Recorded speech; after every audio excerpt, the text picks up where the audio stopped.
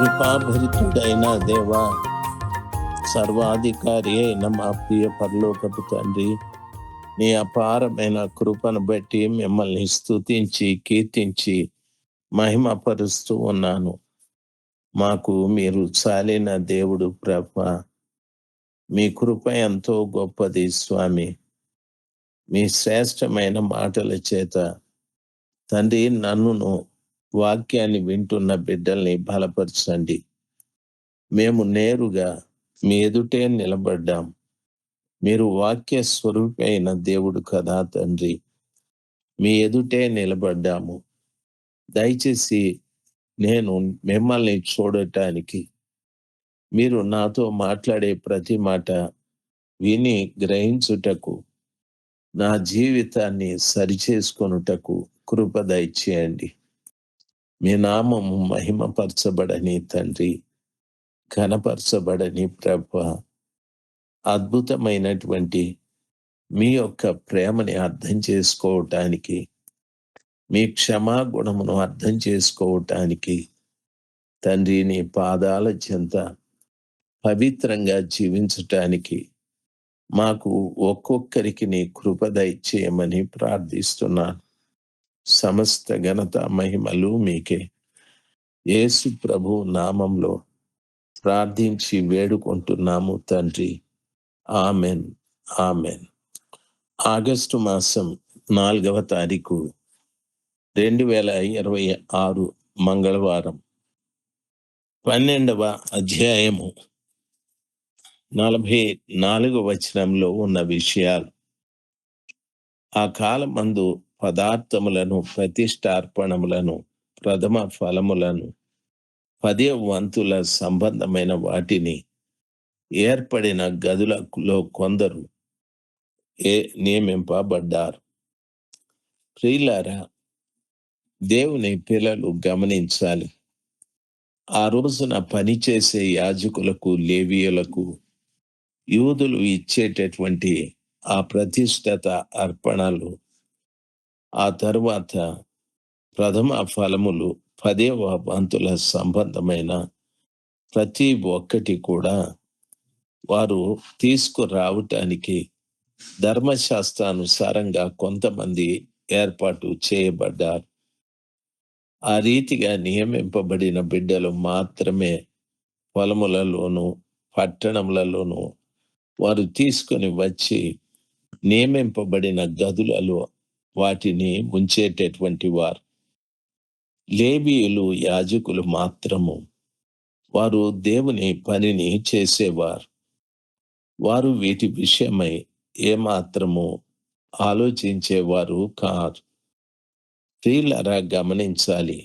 ఆ రీతిగా ఆ తరువాత గాయకులకు, ద్వారపాలకులు దావీదును అతని కుమారుడైన సొలొమోనును ఆజ్ఞాపించినట్లు దేవుని గూర్చిన పనులను, తమ శుద్ధిని గూర్చిన పనులను నెరవేర్చుచూ వచ్చారు. వారు ఎంత గొప్పవారో నెహెమ్యా కాలంలో చెప్తున్న మాట. దావీదు గారు, సొలొమోను గారు ఆజ్ఞాపించినట్లు దేవుని గూర్చిన పనులు, తమ శుద్ధిని గూర్చిన పనులు వాళ్ళు నెరవేర్చుచూ వచ్చారని.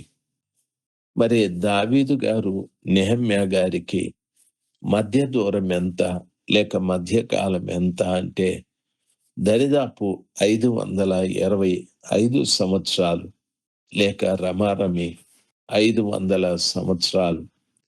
ఇన్ని సంవత్సరాలైనా దావీదు గారు, సొలొమోను గారు ఆజ్ఞాపించినట్లుగా వారు వాటిని పాటిస్తూ వచ్చారు. ప్రియులారా, వారు తమ శుద్ధిని గూర్చి, తమ పనులు నెరవేరుస్తూ వచ్చారని. దేవుని గూర్చిన పనులు, తమ శుద్ధిని గూర్చిన పనులు నెరవేరుస్తా వచ్చారు.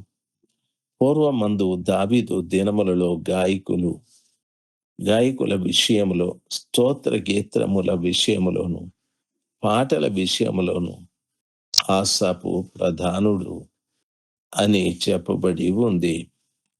ప్రియులారా, ఆసాపు దినములలో ఆయన ప్రధాన గాయకుడుగా ఉన్నాడు. వాక్యంలో సెలవిచ్చిన రీతిగా ప్రియులారా, వారు దావీదు దినములలో గాయకుల విషయములు, స్తోత్ర గీతముల విషయములు, పాటల విషయములోను ఆసాపు అనే వ్యక్తి ప్రధాన గాయకుడుగా ఉండి వారిని నడిపించేవాడు. జెరుబ్బాబెలు దినములలోనేమి, నెహెమ్యా దినములలోనేమి ఇశ్రాయేలీయులందరూ వారి వంతుల చొప్పున గాయకులను, ద్వారపాలకులకును భోజ పదార్థములను అనుదినము ఇచ్చుచూ వచ్చారు. మరియు వారు లేవీయుల నిమిత్తము అర్పణలను ప్రతిష్ఠించుచూ వచ్చారు. లేవీయులు అహరోను వంశస్థులు వాటిని ప్రతిష్ఠించిరి అని వాక్యము సెలవిస్తాది. ప్రియులారా, దేవుని మందిరంలోకి తీసుకొచ్చినటువంటి పొలములోని పంటల్ని లేక 10వ వంతులు ప్రతిష్ఠత అర్పణములు అన్నీ కూడా వాటి కొరకు ఏర్పాటు చేయబడిన గదులలో వారు ఉంచేవారు. ఆ దినమున లేవీయులకు, యాజకులకు వాటిని ధర్మశాస్త్రానుసారముగా పంచి పెట్టేవారు. అంతేకాకుండా ఇక్కడ చెప్పబడిన రీతిగా నా గాయకులకును, ద్వారపాలకులకును భోజన పదార్థములను అనుదినము ఇచ్చుచూ వచ్చారు అని వాక్యము సెలవిస్తాది. పాటలు పాడే వారికి, ద్వారపాలకులకు కూడా అనుదినము వారు భోజనాన్ని ఇస్తూ వచ్చారు. దేవుని పిల్లలు గమనించవలసిన విషయం, దేవుని మందిరములో మన దశమ భాగాలు ఉండాలి. మన ప్రతిష్ఠత అర్పణలు ఉండాలి. మన యొక్క 10వ భాగములు కూడా ఉండాలి. మన పొలంలో పండిన పంటల్లో 10వ వంతు పంట మందిరపు నిధిలోకి తీసుకురావాలి. ఆ రోజున కొంతమంది దాని కొరకు నియమింపబడి వెళ్ళి ఆ పంటలో ఆ ఫలములను తీసుకొచ్చేవారు. దేవుని వాక్య ప్రకారంగా జీవించకపోతే అది ఆ రోజుల్లో నేరంగా వారు భావించేవారు. చాలా కట్టుదిట్టంగా వారు ఆ కార్యక్రమాన్ని అనుసరించేవారు. చూడండి, దావీదు గారు, సొలొమోను గారు 500 సంవత్సరాలప్పుడు ఏ నియమములు, ఏ పద్ధతులు పాటలు పాడు విషయములోను, మరి గాయకుల విషయంలో, ద్వారపాలకుల విషయంలో వాళ్ళు ఏమి ఏర్పాటు చేశారో ధర్మశాస్త్ర గ్రంథంలో ఆ ప్రజలకు దేవునికి అర్పించవలసిన ప్రతిష్ఠత అర్పణలు, కృతజ్ఞత అర్పణలు, 10వ భాగాలు, పొలములోటివి, వారి సంపాదనలోటివి అన్నీ కూడా వారు ఇస్తూ వచ్చారు. మానక ప్రతిదీ కూడా వాళ్ళు చేస్తూ వచ్చారు.